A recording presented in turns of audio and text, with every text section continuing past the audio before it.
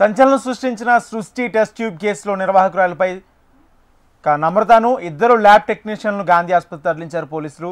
నమ్రతకు ఇద్దరు ల్యాబ్ టెక్నీషియన్లకు గాంధీ ఆసుపత్రిలో వైద్య పరీక్షలు చేయించారు. సృష్టి టెస్ట్ ట్యూబ్ కేసులో డాక్టర్ నమ్రతతో పాటు ఇద్దరు ల్యాబ్ టెక్నీషియన్లు నిందితులుగా ఉన్నారు.